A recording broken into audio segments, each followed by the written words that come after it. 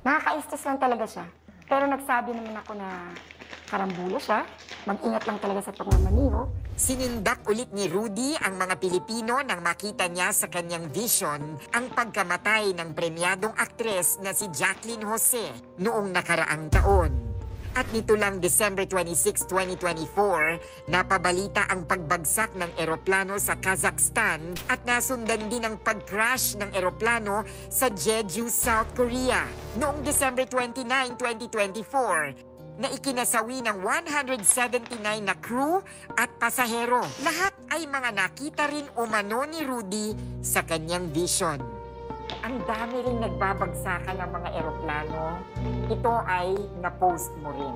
Paano mo nakita ang vision na yan? Una niyan, madaling araw. So, alam mo yung feeling na nanonood ka ng pelikula, naramdam mo nandoon ka talaga, na hindi mo halos mabilang kung ilan yung mga eroplano na sumabog. Pero hindi ko na kasi iniisip yun eh. Ang ginagawa ko, kailangan masulat ko. At ngayong 2025, kahindik-hindik na mga trahedya at kamatayan pa rin ang nasisilayan ni Rudy na naghihintay daw sa atin sa bagong taon.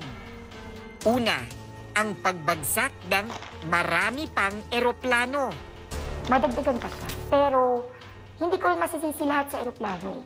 Meron tayong tinatawag na enerhiya na hindi natin mawari na para bang hinihigop tayo papunta din. Gusto ko siyang hulihin, gusto ko siyang unawain kung ano, kasi bago naman lumipad ang eroplano, chichik mo nga talaga yan. Siguro ang tanging may payo ko na lang, Miss Corina, magdasal na lang talaga. Ikalawa, ang krimen na rape na mangyayari daw sa isang batang aktres. Malit lang na babae po to. Kamakailan lang po yan, lumabas. Ito naman, himala na lang kung mabubuhay siya. Ako magbigay na talaga ako ng matindi clue na talaga, ha? Latest lang po siya na issue sa cheating. Ang pangalan niya, nag-start sa letter M. Ikatlo, ang pagpanaw ng isang sikat na vlogger dahil sa cancer. Merong isa siyang vlogger, isa rin siyang artista. Maganda, sexy, dalawa lang silang magkapatid na babae at isang lalaki. Ibang lahi yung papa niya. Oh my God, kagiling niyo pa po. Alam ito, nagkaroon na siya ng issue sa health niya. Although naayos naman. Pero lumipas ang ilang bigla siyang nag-shutdown. So nagkaroon ng cancer yung loob ng katawan na, pero hindi po siya nagamot.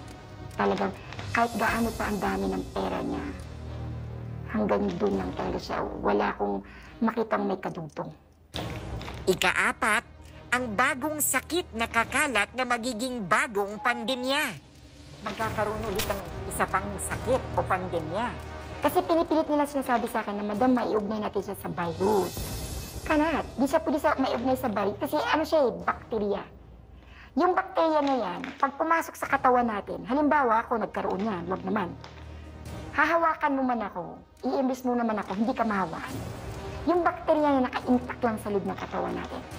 Alam mo yung tumutubo sa katawan mo kasi laki ng pizza. Pag tinusok mo siya, ang dugo minsan nagkulay itim. Minsan may pagkadilaw. Bira na lang may dugo. May gamot naman siya, Miss Corina. Kaso lang kung gaano kakabilis magtapan ng sakit, may tutubo na naman. Parang isang bakterya na kailangan makipaghabulan ka para mabuhay. Yun yung nakakatakot. Lumabas naman ulit sa vision ko. Isang sakit na palagay na natin ang virus sa kayang COVID. Palagay natin. Ayun na. Kaso lang, hindi mo malalaman sa lagnat lang yun. Basta once na isang tao, sumuka na ng dugo, tsaka dumugo na yung ilong. Kung paano tayo nagigpit ng pandemic, na kailangan talaga yung tao niyan, huwag mo siyang lalapitan. At ikalima, ang pinakamatinding pagputok ng Bulkang Taal na magaganap daw ngayong taon.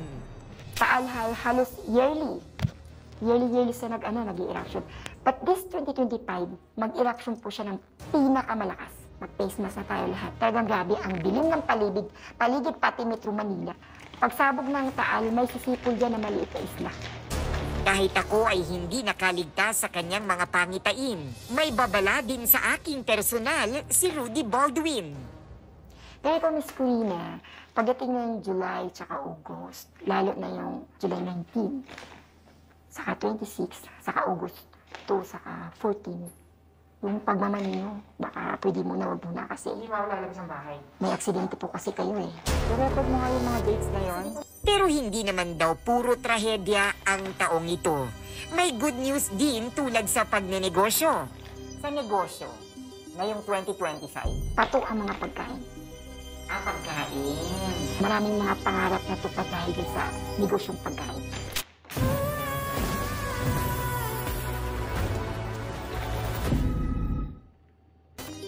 Sa kabila ng kanyang angking kakayahan, taas noong sinabi sa amin ni Rudy na wala naman daw siyang nilalabag na utos ng Diyos.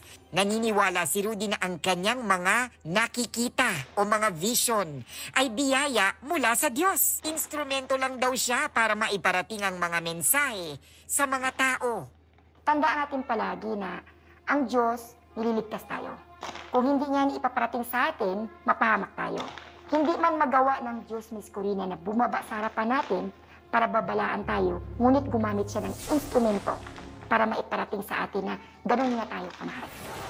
Ayon kay Bishop Oscar Olido Jr. ng Philippine Orthodox Church, dapat nating siguruhin na sa Diyos nga nanggagaling ang mga pangitain. Kung ito ay hindi magdudulot ng kapahamakan sa kaluluwa, treat them as a warning.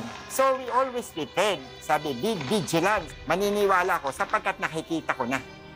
Yung itong mga nangyari, kasi nakabasa ako eh. At yung mga nabasa ko, nangyari na. Nangyari na. Pati yung pagbagsak ng eroplano na sinasabi niya noon. Pero para kay Father Raul Caga, isang paring Katoliko, hindi dapat paniwalaan agad ang mga taong nagsasabi ng mga pangitain dahil tanging Diyos lamang daw ang nakakaalam kung ano ang mangyayari sa hinaharap. Ang dada sa simbahan is talagang hindi basta-basta paniniwalaan. In fact, this is considered as dangerous and sinful. Hindi dapat tayo magpapaniwala sa mga sabi-sabi o mga claims ng mga ilan na meron silang mga visions and revelations na natatanggap. Ang pinakasigurado lang ay yung mga visions na revelations na kinikonsider ng simbahan na authentic, genuine, ay yung makikita natin, mababasa natin sa Biblia, sa banal na kasulatan. Malaman man natin ang lahat ng mga prediksyon sa bawat bagong taon, iisa lang ang sigurado. Kaya nating baguhin ang ating kapalaran. Huwag kalimutang humingi ng tulong sa may kapal dahil mayroong higit na makapangyarihan na pinaniniwalaan na tanging nakakaalam ng lahat.